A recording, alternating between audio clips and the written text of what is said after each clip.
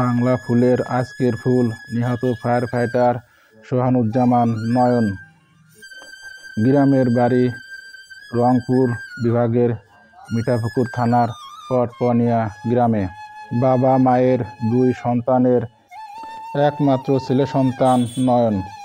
পিতা আখতারুজ্জামান একজন কৃষক, মাতা গৃহিণী, বোন সীমা আক্তার বিবাহিত।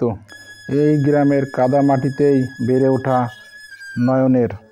গ্রামের পথঘাট, নদী নালা, পুকুর, গ্রামের প্রতিটা বাড়ির আঙিনায় শৈশবের পদচারণায় মুখরিত ছিল।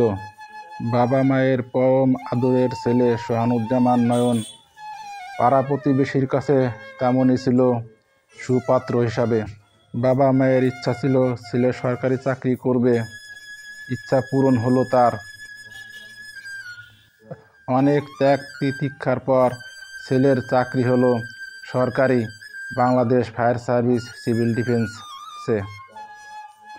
সোহানুজ্জামান নয়ন ৬১তম ব্যাচে ২০২২ সালের ২৩ October fire service civil defence অধিদপ্তরে যোগদান করেন। দক্ষতা ও নিষ্ঠার সাথে প্রশিক্ষণ শেষ করেন তিনি। প্রশিক্ষণ কোর্স শেষে তার পরবর্তী কর্মস্থল হয় সিলেট বিভাগের Biswanath fire service civil defence স্টেশনে তার মূল পোস্টিং হয়। সেখান থেকে তাকে স্পেশাল ফায়ার ফাইটার হিসাবে ঢাকার Tejgaon fire service civil defence স্টেশনে তাকে সংযুক্ত করা হয়। প্রতিদিনের ন্যায় ২৬/১২/২০২৪ দৈনন্দিন কাজ শুরু হয়েছিল। বুধবার রাত ১টা ৫২ সময় ফায়ার অ্যালার্ম বেজে ওঠে। সচিবালয়ে ৭ নম্বর ভবন ৬ষ্ঠ তলায় আগুন লেগেছে।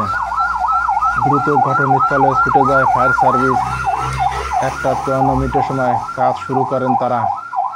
প্রতিদিনের ন্যায় ফায়ার ফাইটার সোহানুজ্জামান নয়নও এই আগুনে কাজে যোগ দিয়েছিল। একটি ডেলিভারি হুজ কাঁধে নিয়ে রাস্তা পার হয়ে সচিবালয়ের দিকে আসার পথে ট্রাক ধাক্কায় গুরুতর আহত হন তিনি। পরে হাসপাতালে নেওয়ার পর তার মৃত্যু হয়। সন্ধ্যায় ব্যাগ গুছিয়ে রেখেছিলেন তিনি। সকালে উঠে বাড়ি ছুটিতে যাবেন বাবা মায়ের কাছে। ছুটি তার হলো চিরনিদ্রায় ঘুমিয়ে থাকার। বাবা মা যখন ছেলের বাড়ির আসার অপেক্ষায় অস্থির, তখন সংবাদ এলো ছেলের মৃত্যুর সংবাদ। সোহানুর সোহানের মৃত্যুতে শোকের ছায়া নেমে আসে ফায়ার সার্ভিসে। ফায়ার সার্ভিসের কোনো সদস্যই মেনে নিতে পারছিল না অ্যাক্সিডেন্টের মৃত্যুর কথা। অপর প্রান্তে সচিবালয়ে দাও দাও করে আগুন জ্বলছে এবং ফায়ার সার্ভিসের কর্মীরা আগুন নেভানোর কাজে ব্যস্ত ছিল। আগুন সকাল নাগাদ নিয়ন্ত্রণে আসে এবং দুপুরে সোহানের জানাজায় সব ফায়ার সার্ভিসের কর্মীরা শরিক হন। স্বরাষ্ট্র উপদেষ্টা নিজেও ও ফায়ার সার্ভিসের ডিজি মহোদয় সশরীরে সোহানের জানাজায় উপস্থিত ছিলেন এবং এই ফায়ার ফাইটারকে শেষ বিদায় জানান।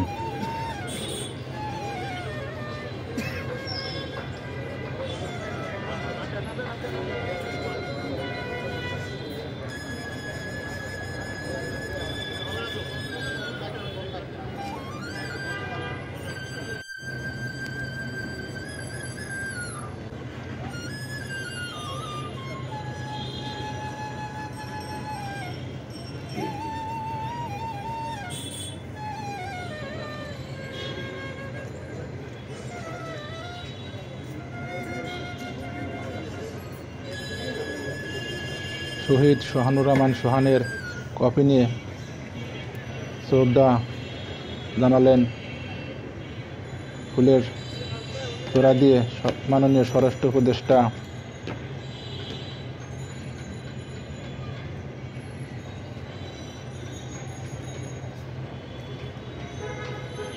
সাথে মাননীয় ডিজি মহোদয়ও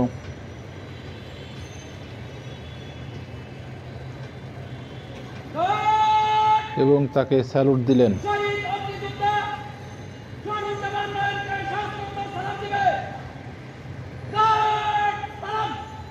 স্বরাষ্ট্র উপদেষ্টা মহোদয় জানাজা শেষ করে শহীদের জন্য দোয়া প্রার্থনা করলেন। একজন সহকর্মীর লাশ কাঁধে নিয়ে ফায়ার কর্মীদের যে কত কষ্টের তা হয়তো তারাই বলতে পারবেন। বাংলা ফুলের চোখে সোহানুর রহমান একটা ফুল, যে ফুল ফুটে উঠেছিল না উঠতে আবার ঝরে গেল। সোহানুজ্জামান নয়নের মৃত্যুর সংবাদ গ্রামের বাড়ি আসার পর এই গ্রামের পথে হেঁটেছিলেন সোহানুজ্জামান নয়ন। এই পথে হেঁটে হেঁটে হয়তো তিনি বাড়ি আসতেন। ভাগ্যের কি নির্মম পরিহাস, তার মৃতদেহ দেখার জন্য এই বাড়ির আঙিনায় পাড়া প্রতিবেশী জড়ো হয়েছে। এই ঘরে সোহানুর রহমান সোহানের বসবাস ছিল। তার পিতামাতার সঙ্গে তিনি থাকতেন। ঘরের প্রতিটা ইট, দরজা, জানালা, বিছনা তার পরশ লেগে আছে। কি করে ভুলবে তার পিতামাতা, এবং এই শোক সইবে কিভাবে? আল্লাহ, এক পরিবারের দুই সদস্য, এক মেয়ে এক ছেলে, এক পরিবারে এক ছেলে যে কত আদরের হয় আমার চেয়ে আপনারা ভালো বলতে পারবেন এবং অনুভব করতে পারবেন। সোহানুর রহমান সোহানের মৃত্যুতে তার মায়ের শোকের সাথে পাড়া প্রতিবেশী আত্মীয় স্বজনও শোকাহত। প্রায় তারা এসেছে তার পিতামাতাকে সান্ত্বনা দিতে, বোনকে। বাবা মা চেয়েছিল পথের দিকে তাকিয়ে ছেলে আসবে, কিন্তু ছেলে এই করুণ অবস্থা হবে। আজ মৃত্যু শয্যায় হয়ে সে গ্রামের বাড়িতে আসবে। গ্রামের বাড়িতে হাজারি পিতা মাতা বোনের কান্নায় পাড়া প্রতিবেশীর চোখে মুখে শোকের ছায়া, তাদের চোখে কান্নায় জর্জরিত, তাদের চোখে মুখে তাকানো যাচ্ছিল না। সোহানুর রহমান সোহান কত আদরের ছিল এই পাড়ার, এই গ্রামের। সোহানুজ্জামান নয়ন বেঁচে থাকবে বাংলাদেশ ফায়ার সার্ভিসে এবং বাংলা ফুলে। তার বিরোহী আত্মার মাগফিরাত কামনা করছি। আল্লাহ তাকে বেহেশতে নাসিব করুন এবং পরিবারের প্রতি সমবেদনা। ফুলের চোখে সোহানুর রহমান একটা ফুল, যে ফুল ফুটে উঠেছিল না উঠতে আবার ঝরে গেল।